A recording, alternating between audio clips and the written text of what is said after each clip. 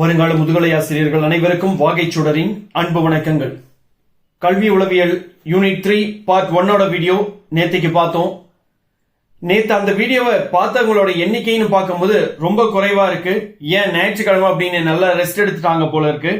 கண்டிப்பா நீங்க இந்த டிஆர்பியில வெற்றி பெறணும், அரசு பள்ளியில ஒரு முதுகலை ஆசிரியரா ஆகணும் அப்படின்னா உங்களுடைய வேகம் ஒரு துளி கூட எந்த இடத்துலயுமே குறையக்கூடாது. உங்களால முடியும் அப்படிங்கிற எண்ணம் மட்டும் உங்களுக்குள்ள என்னைக்குமே இருந்துகிட்டே இருக்கணும். அந்த ஒரு வேகத்துடன் கூடிய விவேகம் தான் உங்களை அந்த வெற்றி கனியை பறிக்க செய்யும். அந்த வெற்றி கனியை பறிக்கிறதுக்கும் வாகை சூடறதுக்கும் இந்த வாகை சூடர் உங்களுக்கு துணையா இருக்கும். கல்வி உளவியல்ல யூனிட் 3 பார்ட் 2 வீடியோ இன்னைக்கு பாக்குறோம். History and culture of Tamil Nadu அப்படிங்கிற தலைப்புல தான் 25 கேள்விகள் நான் உங்களுக்கு கொடுத்திருக்கேன். புதுசா நம்ம சேனலுக்கு வந்தவங்க மறக்காம சப்ஸ்கிரைப் பண்ணிட்டு இந்த வீடியோக்கு ஒரு லைக் கொடுங்க, உங்க ஃப்ரெண்ட்ஸோட ஷேர் பண்ணிக்கோங்க. அவங்களும் இந்த கேள்விகளை தெரிஞ்சுக்கிட்டோம். வாட்ஸ்அப் குழுவில் இணையாதவங்க வாட்ஸ்அப் குழுவில் இணைஞ்சுக்கோங்க. ஏன் அப்படின்னா அந்த குழுவில் நம்ம நிறைய கொஸ்டின்ஸை காலையில போடுறோம். ஸோ அதையும் நீங்க தெரிஞ்சுக்கலாம். வருங்காலங்களில் நிறைய மெட்டீரியல்ஸ் அதில் நம்ம ஷேர் பண்ணிக்குவோம். ஸோ அதனால அதுலயும் ஜாயின் பண்ணிக்கோங்க. வாங்க இன்னைக்கு என்னென்ன 25 கேள்விகள் இருக்கு அப்படிங்கறத பார்த்துடலாம். முதல் கேள்வி, தமிழ்நாட்டில் மாநில பல்கலைக்கழகங்கள் நிறுவப்பட்டதால் என்ன பயன்? வேலை வாய்ப்புகள் மற்றும் கல்விக்கு அணுகலை அதிகரித்தது. The establishment of state universities in Tamil Nadu has increased career opportunities and access. இரண்டாவது கேள்வி, 1982ஆம் ஆண்டில் எந்த முயற்சி பள்ளி இடைநிற்றல் விகிதத்தை 90% குறைத்தது? மத்திய உணவு திட்டம். Which initiative reduced dropout rates by 90% in 1982? Known meal program. 3. Tamil Nadu ஆசிரியர் கல்வியியல் பல்கலைக்கழகம் நிறுவப்பட்ட ஆண்டு 2008. The Tamil Nadu Teachers Education University was established in 2008. 4. கல்வி உட்கட்டமைப்பு மாணவர் உந்துதலில் எவ்வாறு தாக்கம் செலுத்துகிறது? சிறந்த கற்றல் சூழலை வழங்குவதன் மூலம். How does educational infrastructure impact student motivation? By providing better learning environments. 5. Chennai பல்கலைக்கழகம் கல்விக்காக என்ன பங்களிப்பு செய்தது? Tamil அகராதியை வெளியிடுதல். The University of Madras contributed to education by publishing the Tamil lexicon. அடுத்த தலைப்பு, developmental aspects, professional education.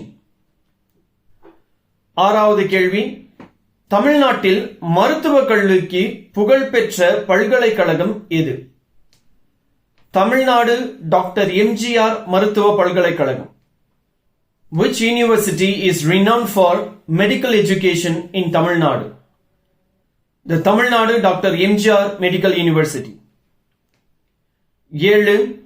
Tamil Nadu ஆசிரியர் கல்வி பல்கலைக்கழகம் முதன்மையாக எந்த நோக்கத்தில் நிறுவப்பட்டது? ஆசிரியர் கல்வி. Tamil Nadu Teachers Education University was primarily set up for teacher education. 8. தமிழ்நாட்டில் தொழில்முறை கல்வியின் வளர்ச்சி பின் வருவனவற்றுக்கு எதற்கு வழிவகுத்தது? பின் வருவனவற்றுள் எதற்கு வழிவகுத்தது? மேம்பட்ட தொழில் வாய்ப்புகள் மற்றும் பொருளாதார வளர்ச்சி. The growth of professional education in Tamil Nadu has led to improved career opportunities and economic growth. 9. தமிழ்நாட்டில் பொறியியல் கல்லூரிகளுக்கு பொதுவாக பயன்படுத்தப்படும் தேர்வு முறை எது? TNEA. Which selection process is commonly used for engineering colleges in Tamil Nadu? TNEA. Tamil Nadu Engineering Admission. 10. Tamil Nadu doctor Ambedkar சட்ட பல்கலைக்கழகம் நிறுவப்பட்ட ஆண்டு எது? 1997. The Tamil Nadu Dr. Ambedkar Law University was established in 1997. 11. தொழில்முறை கல்வி மாணவர் உந்துதலில் எவ்வாறு தாக்கம் செலுத்துகிறது? தெளிவான தொழில் பாதைகளை வழங்குவதன் மூலம். How does professional education impact student motivation? By providing clear career paths. 12. தமிழ்நாட்டில் பொறியியல் கல்லூரிகளின் வளர்ச்சி பின் வருவனவற்றுள் எதனுடன் தொடர்புடையது?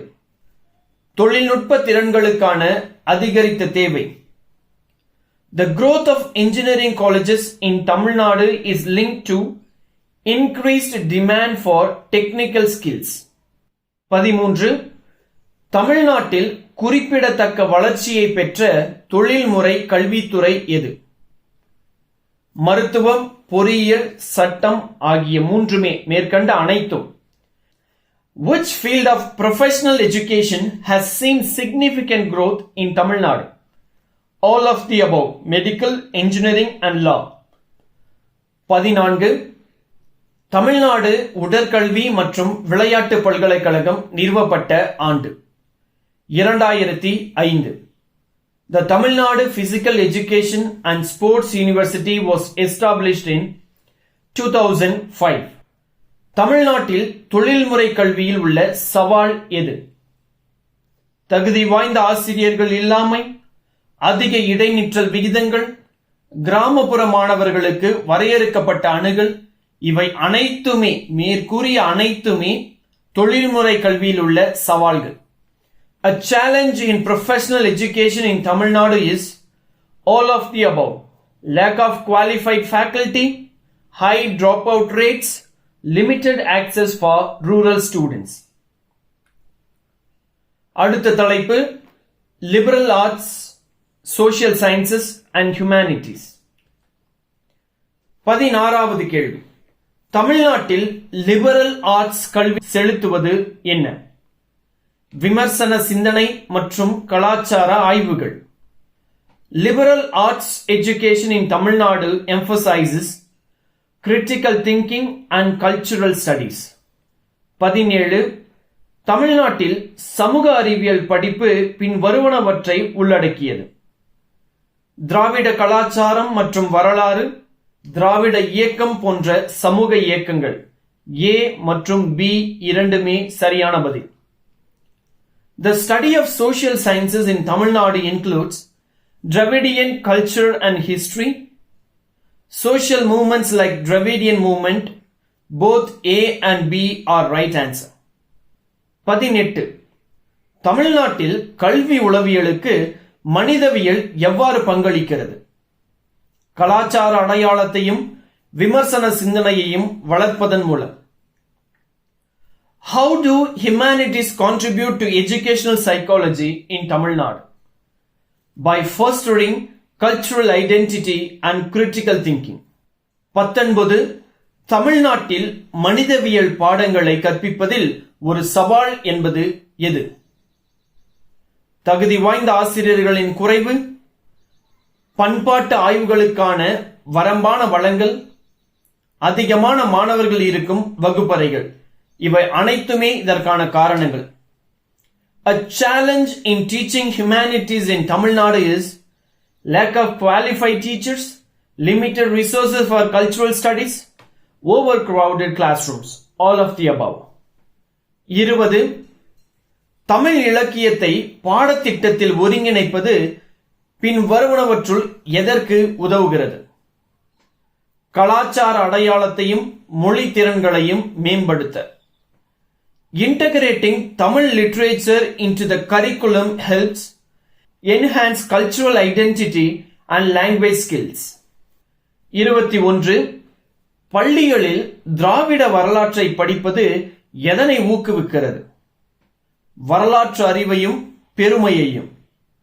The study of Dravidian history in schools promotes historical awareness and pride. 22. தமிழ்நாட்டில் சமூக அறிவியல் பாடங்கள் பெரும்பாலும் கவனம் செலுத்துவது எது? உள்ளூர் சமூக இயக்கங்கள் மற்றும் அவற்றின் தாக்கம். Social sciences in Tamil Nadu often focuses on local social movements and their impact. 23.